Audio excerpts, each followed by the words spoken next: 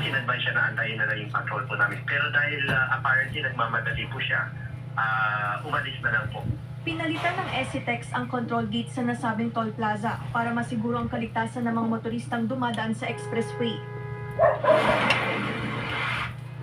Sa Sinait, Ilocos Sur, kita ang pagharurot at pag-overtake ng isang motorsiklo na kalaunay bumangga sa kasalubong na motorsiklo.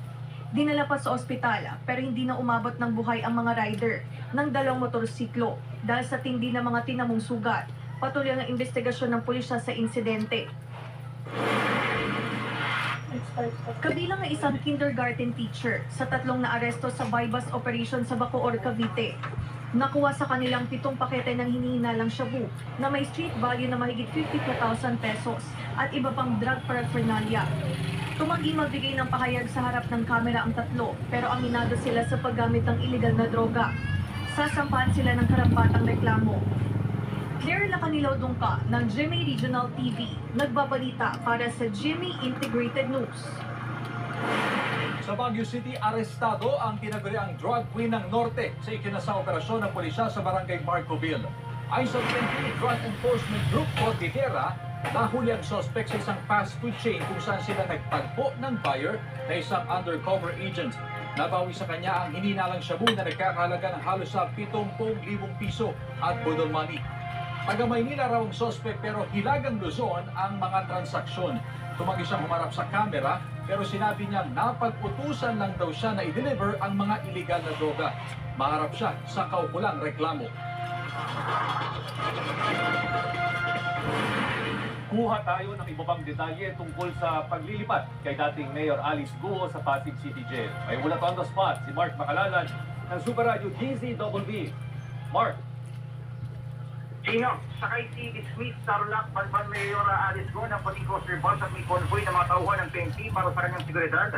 Nang dumating dito sa Pasig City Jail, 9:33 ng umaga na isagawa ng official turnover ng kustodiya kay Guo mula sa PNP patungo sa Pasig City Jail. Matatanda na pinag-utos ng Pasig City Regional Court Branch 167 ang paglipat kay Guo sa kustodiya ng BJMP matapos iparesto dahil sa kasong qualified human trafficking. Bago ang paglipat sa Pasig City Jail, muling sumalang sa medical examination si Guo. Ayon kay PNP spokesperson Christopher Nelson Fajardo, bahagi ito ng standard operating procedure bago siya ilipat ng female dormitory. Kailangan kasing matiyak na maayos ang kondisyon ni Guo bago ang gagawing paglipat ng piitan. Dinala sa PNP General Hospital si Guo para sa medical exam na nagsimula pasado alas 8 naman ng umaga. Pagkaman maayos ang pagkalata ng kalagayan, nakitaan ng suspected left ng infection si Guo sa medical examination. Nag-develop kasi ng upo at sipon si Guo nakalipas na weekend. Dahil sa ubo at sipon, inilipas muna ng selda si Guo sa maliit na kwarto kasama ang 3 pang ibang PDL na may tuberculosis. Hindi pa alam kung paano nakuha ni Guo ang sipon at ubo.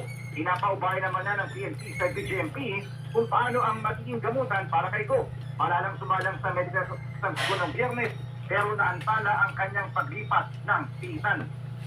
Samantala kanina, para sa paglipat dito sa Pasig City Jail, ang CID